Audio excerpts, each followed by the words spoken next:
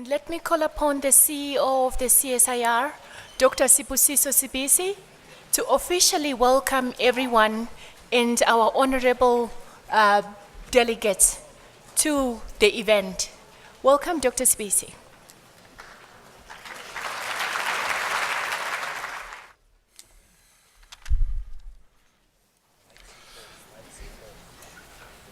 Deputy President Cyril Ramaphosa, Minister Naledi Pandor, our Minister of Science and Technology, Professor Thokozani Machozi, Chairman of the Board of CSIR, and all board members of CSIR present here today, members of the Portfolio Committee on Science and Technology, members of the Select Committee on Communications and Public Enterprises, CEOs of other science councils and various research institutes, national and international speakers, ladies and gentlemen, it really gives me the greatest pleasure to welcome all of you here today to CSIR.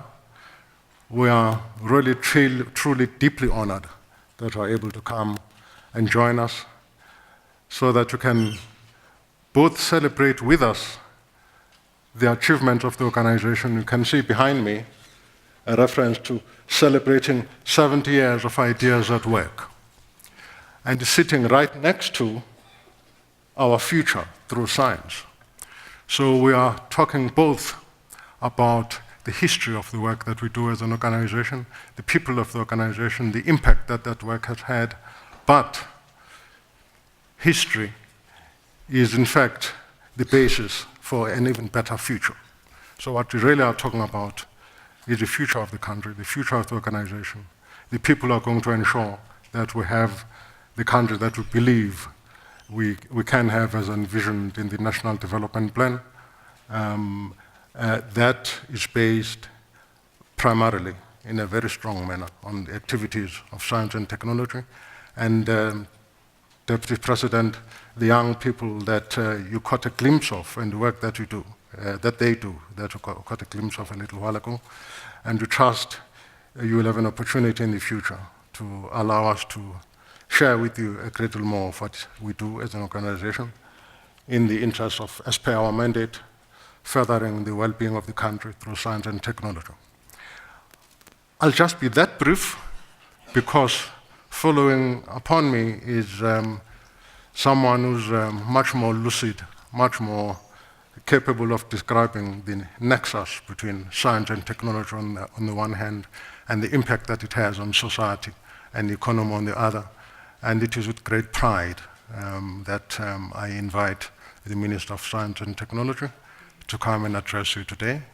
And from me, once again, thank you very much. And I do know that we're all passionate about science or passionate about technology, but do remember for a brief moment at least to set these devices here on silent.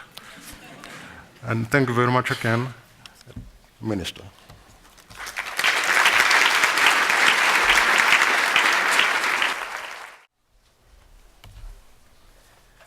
Thank you very much, Dr. Sibisi, and good morning, everyone. Well, I know that the smartphone has changed the process of turning your phone to silent, because there's no longer profiles on the smartphones, but there are switches. So you can't just press the switch a little bit and it will be silent. I know it's difficult, but do it. Well, I won't be speaking for very long this morning because you are going to be suffering a lot of me in the course of this period of celebration of the CSIR. But let me say that to us in the Department of Science and Technology, we somewhat regard the CSIR as the jewel in the crown.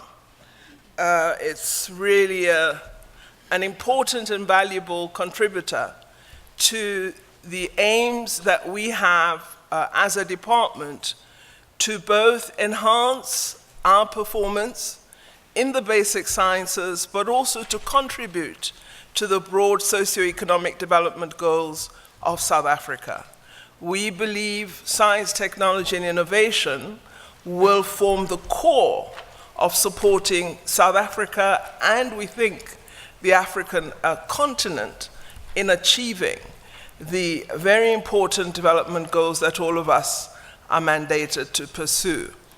You would have been paying attention, I'm sure, in the past week to the sustainable development goals that have recently been agreed to by world leaders.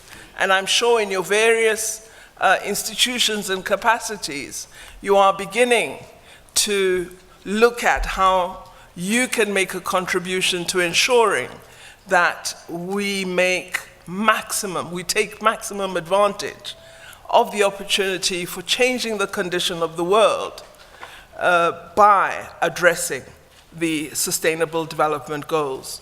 We didn't achieve all the Millennium Development Goals, but that experience and the foundation we've built give us the opportunity to really hit at the heart of addressing the Sustainable Development Goals. So I look forward to your suggestions, your contributions, your work in assisting South Africa and the African continent in the broadest sense in addressing our programs and interventions that will ensure we achieve the Sustainable Development Goals, because the world is not waiting on us. The time is running out. And as I say, the revolution is at the door. And that door can be broken down, and you won't be able to do science when that door is down. So do science to avoid the revolution. Revolutionize science to make the revolution one that you can manage. So let us address the Sustainable Development Goals. Let's address the condition of the most vulnerable in our world. Let's put science, technology, and innovation to good effect so that indeed we can prove to the world that intellectual resources can be brought to bear upon the most difficult condition. So that's all I'll say about science this morning. Otherwise, let me introduce the Deputy President. And of course, I've been terribly rude because I haven't begun with the protocol matters. You know, protocol is very important in South Africa. I hadn't dreamt in the early 90s that I'd ever happily walk into a building with a Casper standing outside it. So just shows you how far democracy has gone. But allow me then to recognize the Honorable Deputy President of South Africa, Deputy President Cyril Ramaphosa, and of course, the CEO of the CSIR, as well as the Chair of the Board, Professor Majosi. And then I see we have Dr. Gotwana here. He's a very important man. They give me a lot of difficulties. He's Chair of the Portfolio Committee in the National Assembly. And our whip, who's even more difficult, Ms. Maseko, MP, and I recognize a number of members who are present here, and we really appreciate your presence at this conference. I hope that you will visit the exhibition so that you'll stop asking me where the money is going, and you'll see that it's going somewhere really positive. But let me do the task that I've been assigned, and that is to introduce Deputy President Cyril Ramaphosa. Now, the Deputy President doesn't like being introduced, so I told him, I'm afraid today I'm going to town because, I've done my homework. So the Deputy President was born in Soweto. He's widely recognized as a successful businessman and respected politician, and is often commended for his humility. His credentials in the struggle against apartheid can be traced to his activism in student politics at the University of the North, which we now call University of Limpopo. During this period, he organized rallies, which led to his detention in 1974, along with other student activists. However, no amount of intimidation by the security forces could deter him from pursuing the noble objective of fighting for a free and democratic South Africa. After completing his degree, he joined an independent trade union movement, the Council of Unions of South Africa.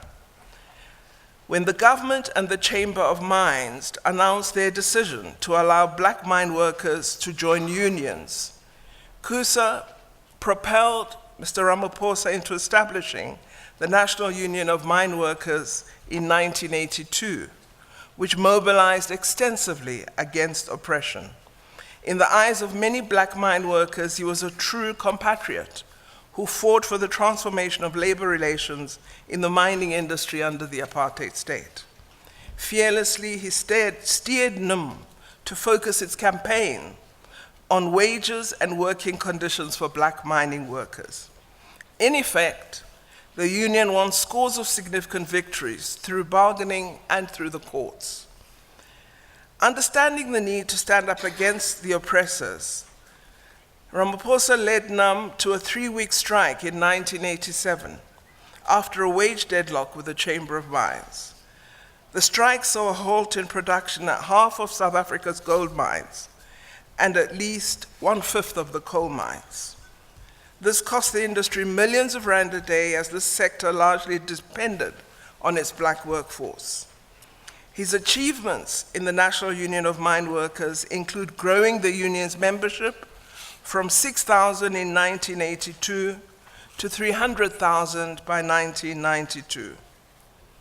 Following a long and intensive history in student and trade union politics, and playing a leading role in the then mass democratic movement that preceded the unbanning of the African National Congress, he of course hit the headlines as he introduced Mr. Nelson Mandela to the thousands of supporters outside the Cape Town City Hall, where Nelson Mandela delivered his first public speech in 30 years. And I was there, and Mr. Ramaphosa was late because he got lost in Rondebosch. In July 1991, the ANC held its first conference after the unbanning of the liberation movements. He was elected Secretary General of the ANC. He became part of the leadership corps that emerged from this conference with a mandate to negotiate a new constitution with the then National Party government. In this regard, he rose to prominence for his role as head of the ANC delegation that negotiated the end of apartheid with the then government. And this, of course, resulted in the 1991 interim constitution. After the first democratic election in 1994, he became a member of parliament and was later elected chairperson of the Constitutional Assembly, where he worked tirelessly and built a partnership with his National Party counterpart, Rolf Meyer, in what was to become a long-time symbol of reconciliation and collaboration for the common good. He is for this reason lauded and respected as the co-convener of the country's internationally acclaimed constitution. When he retreated or retired from active politics or took a sabbatical from active politics in 1997, he became a director of New Africa Investments Limited. Despite this so-called disappearance from the political limelight, his negotiation acumen is still recognized by international leaders and organizations through his international mediation and conflict resolution efforts. We used to have a label for Mr. Ramaphosa when we were MPs negotiating in the Constitutional Assembly. When we reached difficult moments, we would approach him and he often would find a way to arrive at a solution. So we coined the title, The Channel, for him. He, of course, could have chosen a career as a lawyer, and it's a lucrative business to be in. Instead, he has repeatedly asked what he can do for his country. He sacrificed his personal safety in constant confrontation with the apartheid government. His selfless acts of courage ushered South Africa into a free, democratic society. one which all of us are enjoying life in at the moment. And of course, he continues to make a meaningful and sterling contribution in key economic and political arenas of the country. We are particularly pleased at the Deputy President's interest in supporting us in the science, technology, and innovation sector. You don't often get support in this sector at the highest levels because people don't realize the value we bring to our society, because we are often a well-kept secret. This is why we are absolutely thrilled as science and technology at the CSIR's rubric that it has coined, which is an institution promoting ideas that work. And Deputy President Cyril Ramaphosa is a leader supporting a country that will work and does work. I introduce, therefore, Deputy President Cyril Ramaphosa.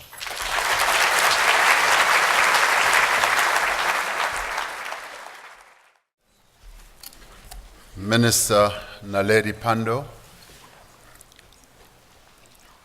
Chairperson of the CSIR Board, Professor Thokozani Majozi, CEO of the CSIR, Dr. Sibusiso Sibisi, members of Parliament who are here, representatives of business, academic and research institutions, ladies and gentlemen, it is a real joy to be here with you. If I had known that Minister Naledi Pandor's job was so exciting, I think this is the job I would have chosen for myself.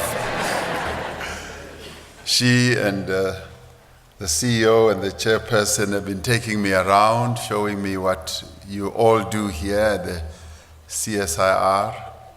I must tell you that I have just been enthralled and really excited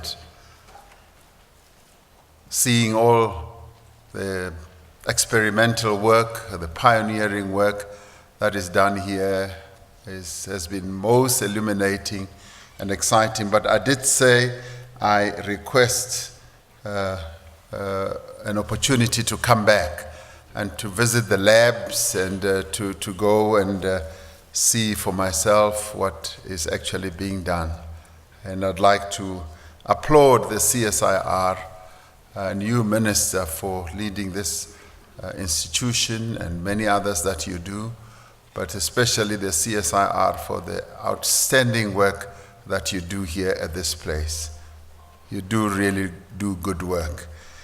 And as the title of this conference is about ideas that work and using science to our future through science.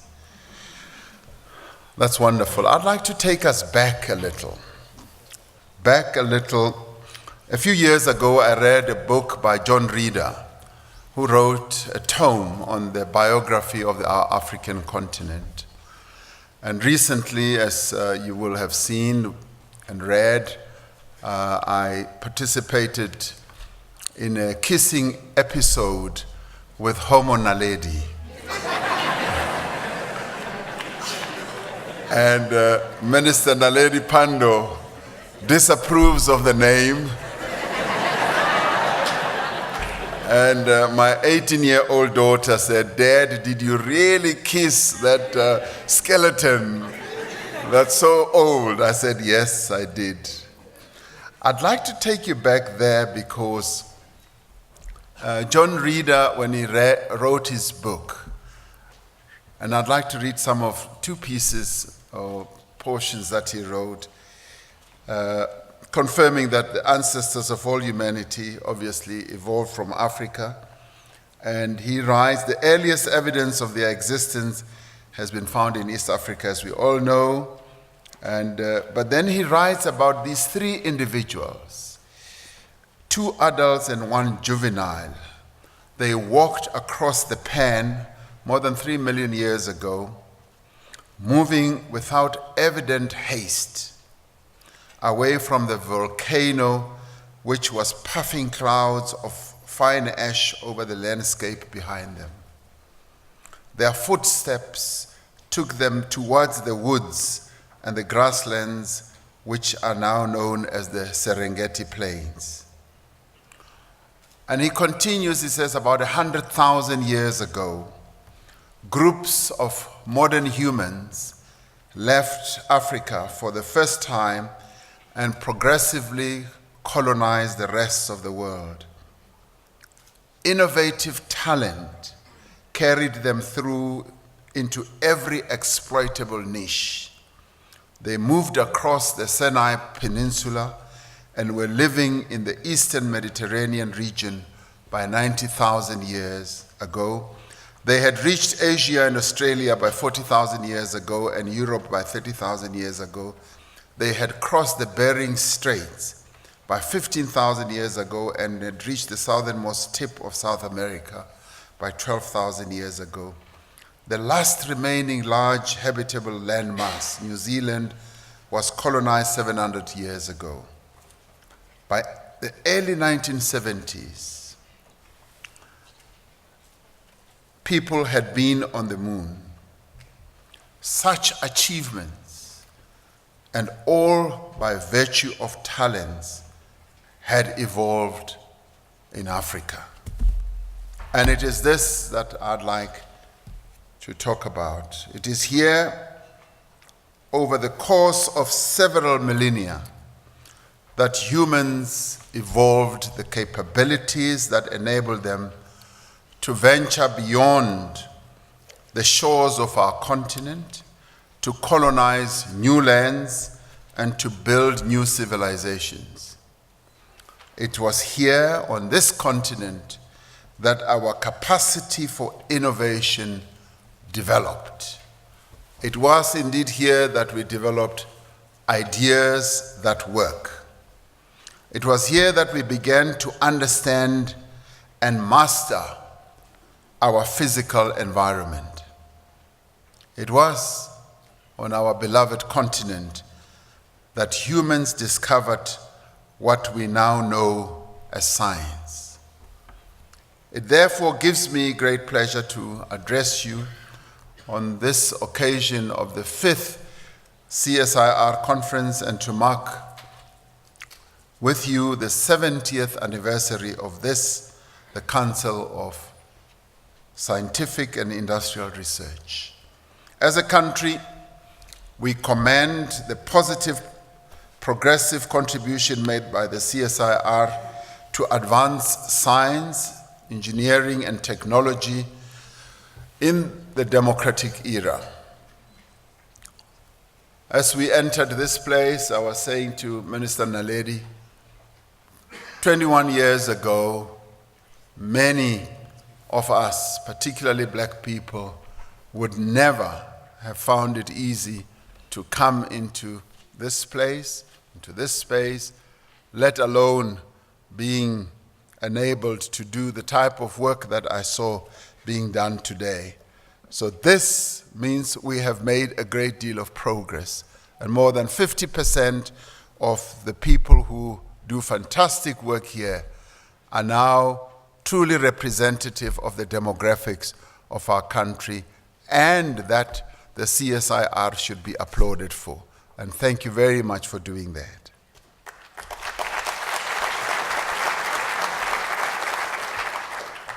In case you did not know, the work of the CSIR is helping to transform our society. It is changing the way we live, the way we do business, the way we solve problems. It is improving lives, creating opportunities, and enabling us to develop more sustainably. The women and the men of the CSIR do not pursue knowledge merely for its own sake. They pursue knowledge so that they may improve the human condition. These are people, you are all people, who are developing drugs to block malaria transmission, because They have a vision of a world without malaria. They are designing better public buildings because they recognize the value of safe and effective social infrastructure. They are improving the ability of our security services to detect threats and secure our borders because they want to protect lives and promote peace. They are using technology to curb poaching and conserve our environment. These scientists are using pioneering methods to measure climate change so that we are better able to slow its progress and mitigate its effects.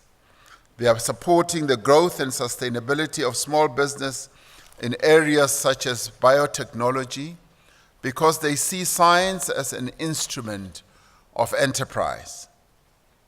Science is at the center of all human progress. It is critical to our development as a nation and indeed as a continent. The first scientists evolved millions of years ago on this very continent. In 1994, we inherited an economy with deep structural deficiencies. We had to put in place interventions to ensure economic stability and inclusive growth. We are focused on transforming our economy, pursuing policies to grow strategic sectors and create employment. Investment in research and development has been an important part of our economic development strategy over the past 2 decades. Technological innovation is crucial for economic diversification as well as stability. As we have encouraged investment in research and development, we have worked to reconfigure and reorient our research institutions and to promote cooperation between higher education institutions, state agencies, as well as business. We know that progress towards a knowledge-based economy will be driven by a variety of elements.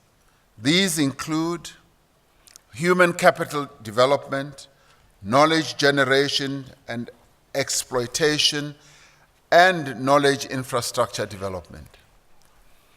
It requires that we address the gap between research results and socio-economic outcomes.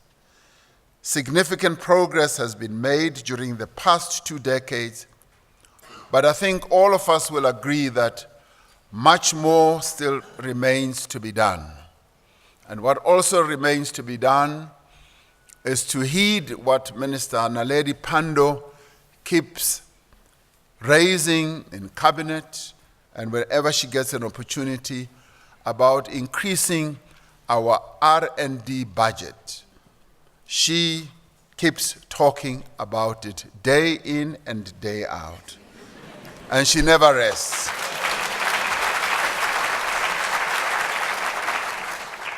And I feel sorry for you because you're going to be here with her when I'm gone. That is her swan song. She's going to be repeating it continuously, so be warned. But we are heeding her call. I think the penny has dropped for us. We now know that in order to move ahead, that is the budget that we've got to increase our R&D capability. Our economy is still faced with profound challenges that require a coherent and concerted response from all social partners. The Department of Science and Technology is leading government's efforts to make South Africa a preferred destination for foreign investment in science, technology, and innovation. It is always a joy whenever I travel overseas with Minister Naledi Pandor, and she showcases our country's capability on science and technology. And we even had a proud moment when we went to Japan. Japan, as you would all know and expect, is the center of technology. America and Germany are as well. But having gone to Japan, where Minister Pandor was showcasing what we can do here and getting the Japanese to learn from us. For the Japanese to say, this is so good, Minister, this is so good. That for me was a real joy, to show that from this continent, and from this country of a mere 55 million people, we've got intellectual capital that we can showcase to the world, as Minister Naledi Pandor was doing. The work that is being done and the efforts that we are making are quite huge and enormous, particularly in relation to encouraging international companies to locate their research and development facilities in South Africa. In this regard, we are beginning to see results. We applaud companies such as General Electric, for example, for announcing a 500 million rand investment in Customer Innovation Center in Gauteng. We welcome the decision to invest a further 200 million rand to support South Africa's SMME sector through technology transfer. We also applaud IBM for its announcement of a 700 million rand investment over 10 years into ICT research and development. And we applaud Cisco, which has announced a 3-year partnership worth 66 million rand to increase the company's research and development activities in South Africa. The government will continue to work hard to promote relationships with global partners and to leverage foreign investment in science and technology in our country. We will continue to support training opportunities for South African researchers abroad and enable cooperation agreements that allow South Africa to share its international experience and expertise. Science and technology is critical to our continent's economic growth and development.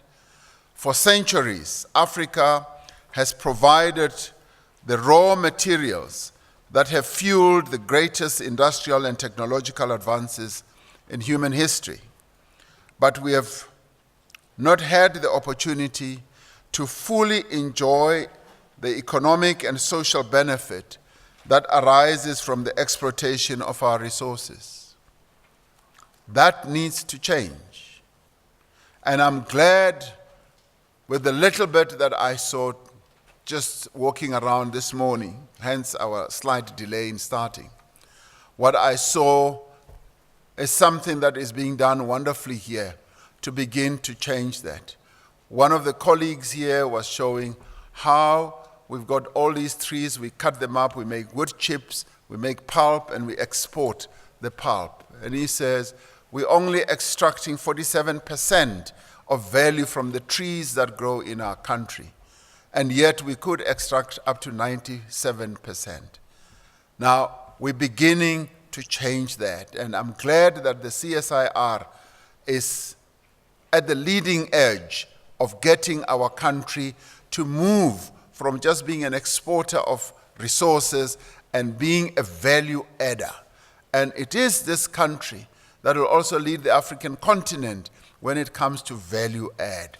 We are the repository of innovation even on our continent, and the CSIR is at the cutting and leading edge, and would like to applaud the CSIR and thank you for doing precisely that for our country.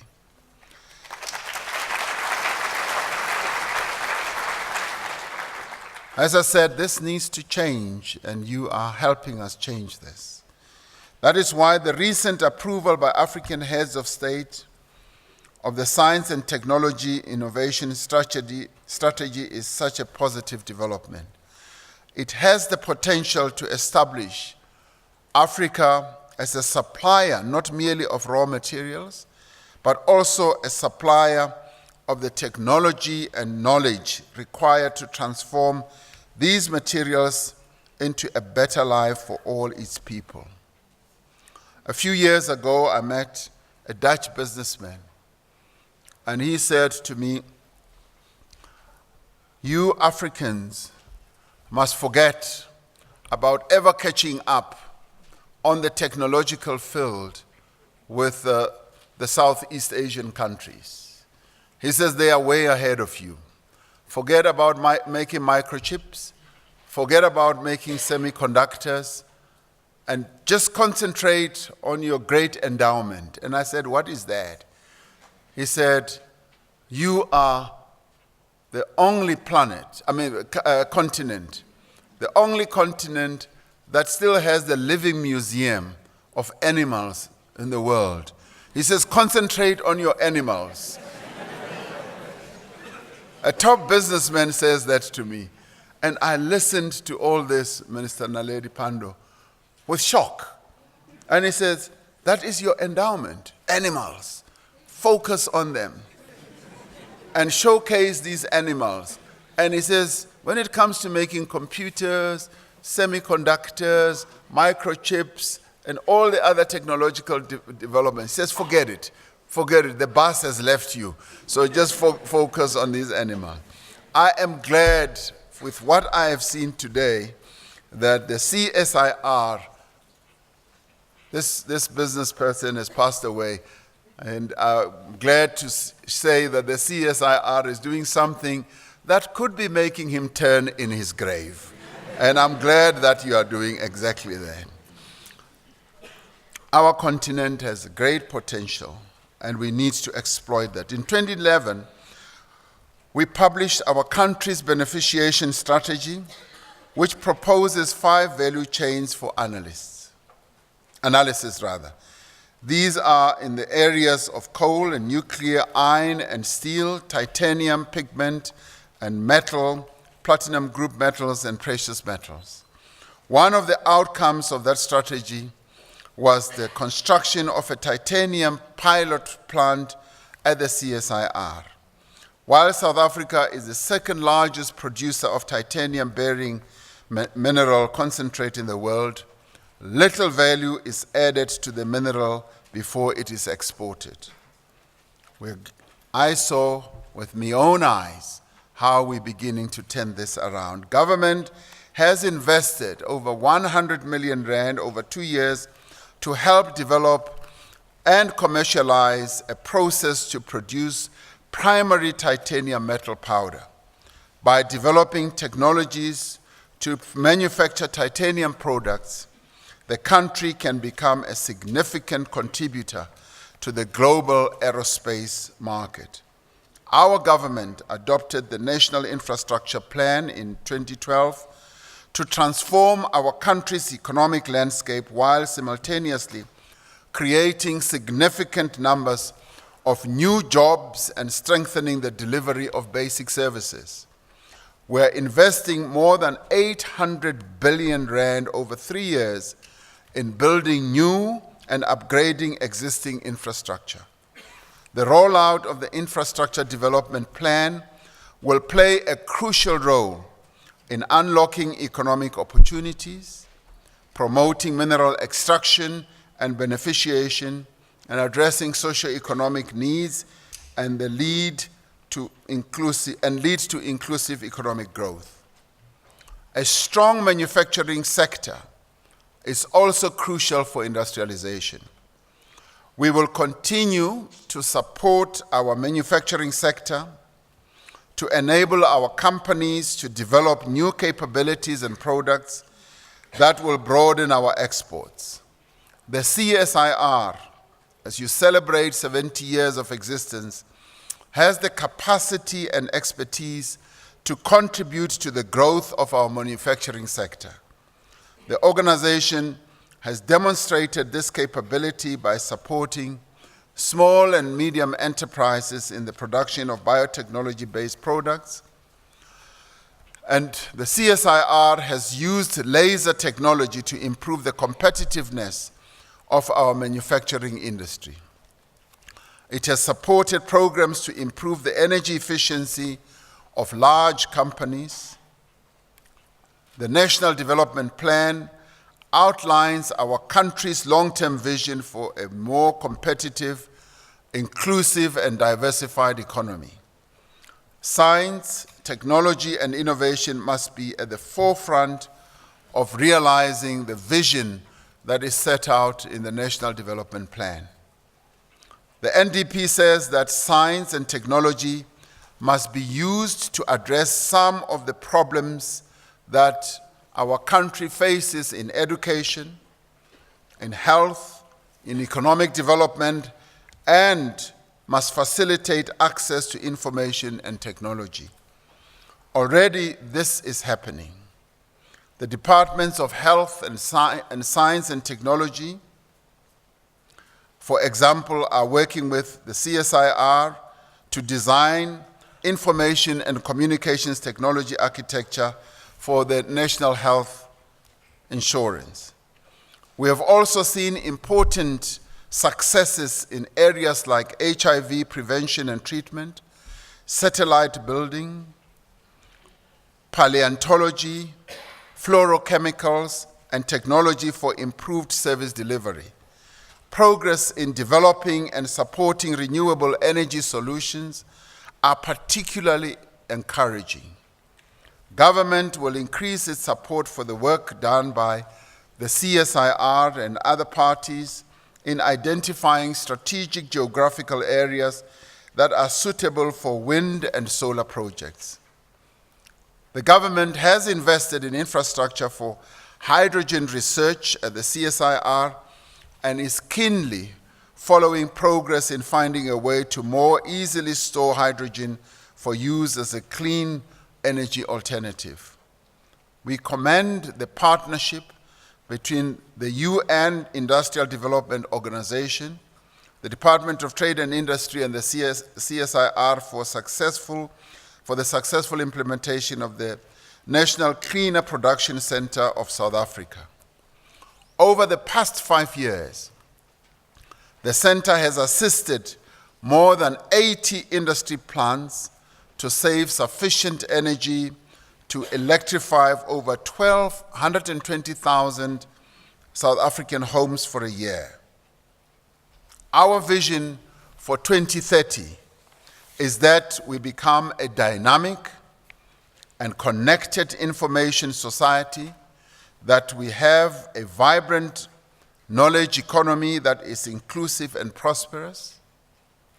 The CSIR has a critical contribution to make to this achievement for such a society. Our country needs more science and researchers as well as engineers. Government is increasing its support for postgraduate students and researchers. We call on all scientists in our country, at the CSIR and other institutions, to continue to contribute to making South Africa a better place. I am confident that with all the work that you're doing here, you will make our country successful, and that you will use these 2 days of conference to find innovative ways to move our country forward and to ensure our future through science. Hundreds of thousands of years ago, Africa was at the center of human innovation. It was at the center of human creativity.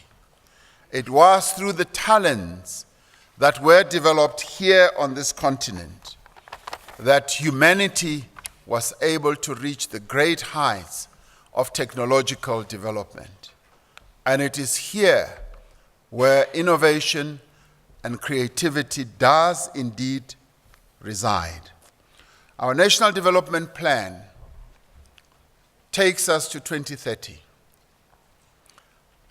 It takes us to that 2030 year where we begin to imagine a future that we will have reached as a country and as a people. And when we will have done so, we will be able to say we are fascinated by scientific invention and its use in the enhancement of our lives. We will be able to say we create rather than eliminate. Value for us arises from improving through creativity that which we have inherited and that which we have created. Our work brings us ever closer to our dreams. Work grounds our dreams, even the more fantastic they are. The reality of work connects us to our dreams. We should be able to say in 2030, we work towards goals with patience invested in actual effort.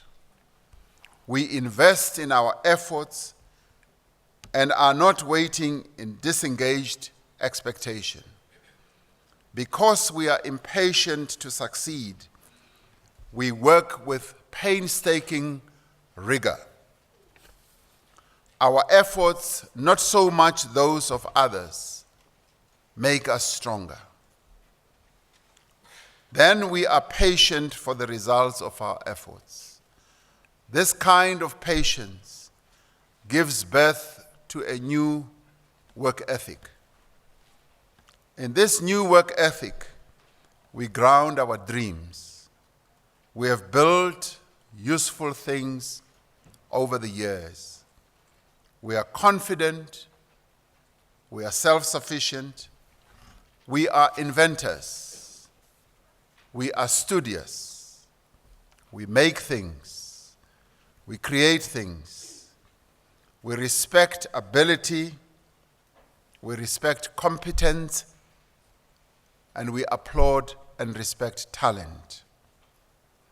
Now our economy is growing, and this is in 2030. Our prosperity is increasing.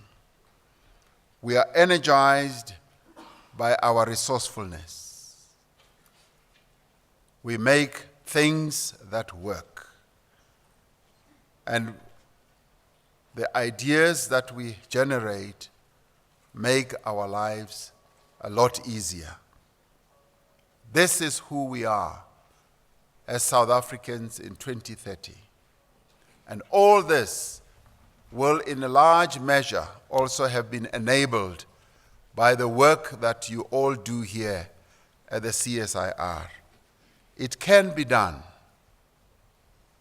And the CSIR will play a key role to enable us to reach our dreams in 2030.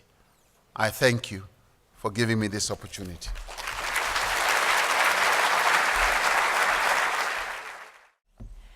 Thank you very much, Deputy President Ramaphosa. Let me call upon the Chair of the CSIR Board, Professor Thokozani Majosi, to make his remarks and a vote of thanks.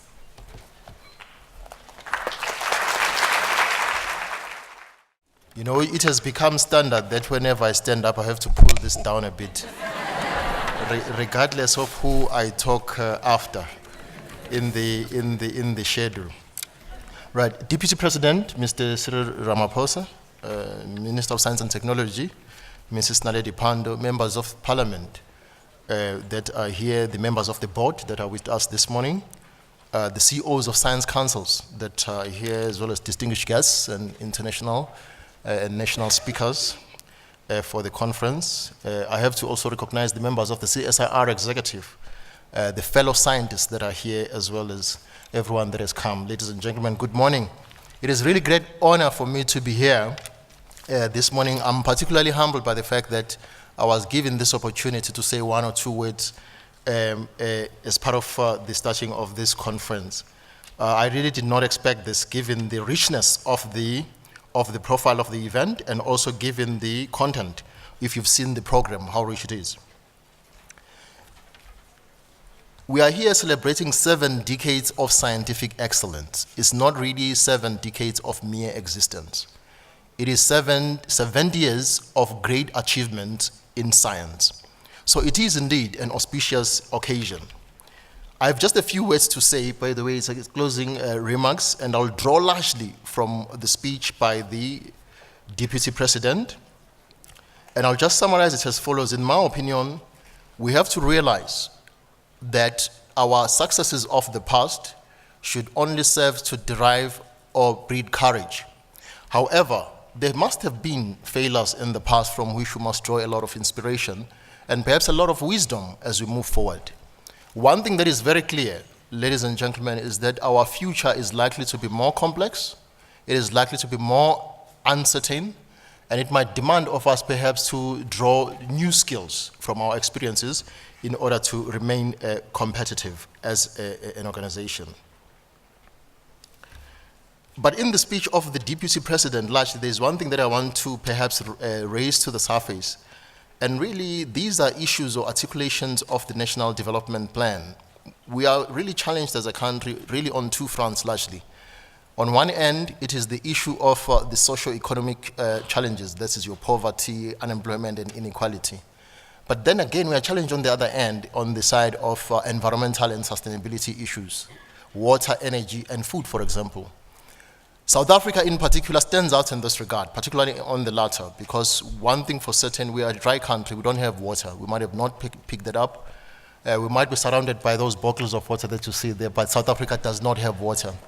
We rank about 30th in the world in terms of driest countries, but we've just realized also, say, if you look at the experiences of the last few months, we also don't have energy. So we are challenged in this regard. And I would say that given those challenges, really, we have to then start thinking very, very carefully about how we position ourselves as an organization that is now the CSIR in the entire national system of innovation. How do we work closer with the other science councils? How we work closer with other research institutions like your institutions of higher learning, for example, and also how we contribute to building and supporting industry. We have to really do more of that. It's clear from the speech of the Deputy President that we are doing a lot, but there's definitely room for doing more in that regard. We also have to be very careful not to fall prey or victim to the typical problem of research institutions, which is failing to breach the innovation chasm, where we do a lot of research and then fail to commercialize. And if we do commercialize, it must not be by chance. It must be systematic. It must follow a trajectory that we set at the highest level. I want to believe that the companies that we formed were formed based on an overarching strategy. It was not a by chance or by the way situation. So we have to really zoom into that, because if we do create employment, if we do create small businesses, then we really talk a lot to those three challenges of poverty, unemployment, and inequality. Actually, of the three, it is really unemployment that is an issue, because it breeds poverty, it breeds inequality. So we really have to look into that. But I think without perhaps taking too much time, I must say that we should also be wary of the fact that as a country, we are still a young nation. So we still have a lot of young people among us, and we've seen a lot of those presenting to us. I'm aware of some of a lot of people actually working within the CSIR because of being in the system myself. But there's still a lot of work that we need to do there in terms of making sure that the young ones, those who come after us, know exactly what the future holds for them, particularly in terms of science. There's one thing, by the way, about science. It is that the spark of love for science tends to develop at a very young age. It is seldom that someone who is really, really fully toothed will say, I'm now deciding to be a scientist out of the blue. It is very, very seldom. It starts at a very, very, very young age. So we should provide that environment. CSIR must be the locus of intellectual stimulation for the young mind. And we must create that. So what it means then is that we must be more accessible. It means we must be more visible.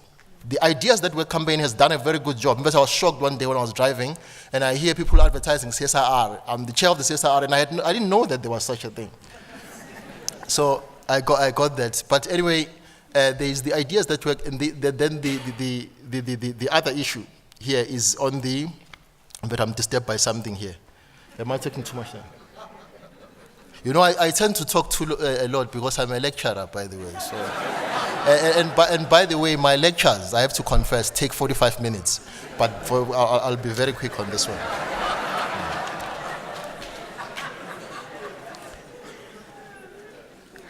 Right, so And by the way, I'll be closing now. Talking about talking about our young scientists. I mentioned the issue of accessibility, and I mentioned the issue of accessibility and the issue of visibility. But accessibility in this instance is not really in terms of space or geographic. I'm talking about accessibility even in terms of our language. How we reach out so that people understand what we're saying. I usually wear these shirts here. You see, this is a tie, sorry. This is Einstein. I love Einstein. If you walk into my office, there is a portrait of Einstein. Sometimes my t-shirts also have Einstein. So one day, my 4-year-old at that time, my boy, asked me, Baba, as I was taking off my shirts, he saw this imprint of Einstein on me and said, but Baba, why do you have Einstein all over? When I walk into your office, there is a picture of Einstein, your t-shirt is Einstein, your tie is Einstein. And I said to him, it's because, Baba, Einstein was Daddy's favorite scientist, or is Daddy's favorite scientist. And they asked me, but why, Baba? And I said to him, it's because he did great things in science. And then he went on and asked, Baba, what did he do? And at that point, I discovered that I could not explain that. And when I talk accessibility, I'm talking about exactly that. If you cannot explain it to a 4-year-old, you most probably don't understand it. But then,